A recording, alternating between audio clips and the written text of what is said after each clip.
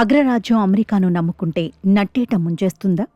ఇరాన్లో నియంతృత్వ పాలనకు వ్యతిరేకంగా ప్రాణాలకు తెగించి పోరాడుతున్న వేల మంది నిరసనకారులు ఇప్పుడు ఇదే ప్రశ్న వేస్తున్నారు.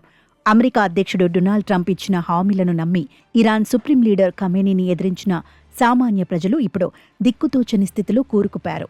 మీపై ఈగ వాలినా నేను చూస్తూ ఊరుకోను, మీకు అండగా ఉంటానని గంభీరంగా ప్రకటించిన ట్రంప్ తీరా సమయం వచ్చేసరికి చేతులెత్తేయడం అంతర్జాతీయ వేదికపై సంచలనంగా మారింది.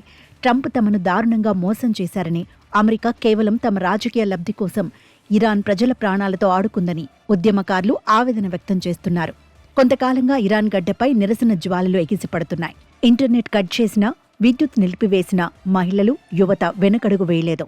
అమెరికా సైన్యం ఏదో ఒక రోజు వచ్చి తమకు విముక్తి కలిగిస్తుందన్న గంపెడాసతో స్నైపర్లు, మెషిన్ గన్లకు ఎదురు నిలిచారు. ఈ పోరాటంలో ఇప్పటికే సుమారు 15,000 మంది ప్రాణాలు కోల్పారని గణాంకాలు చెబుతున్నాయి.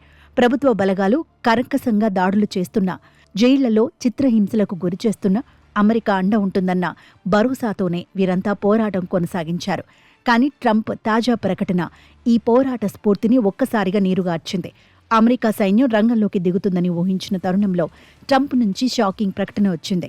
నిరసనకారులపై ప్రతీకారం తీర్చుకోబోమని ఇరాన్ ప్రభుత్వం తమకు హామీ ఇచ్చిందని ట్రంప్ చెప్పడం నిరసనకారుల వెన్నులో వణుకు పుట్టించింది. అంటే ఇరాన్ పాలకులతో అమెరికా తెర వెనుక ఏదో ఒప్పందం చేసుకుందని, అందుకే తమను వాడుకుని వదిలేశారని ఉద్యమకారులు మండిపడుతున్నారు. తమ ప్రాణాలను పణంగా పెట్టి పోరాడితే చివరకు తమను పిచ్చోళ్లను చేశారని టెహరాన్ వీధుల్లో ఆక్రోశం వినిపిస్తోంది.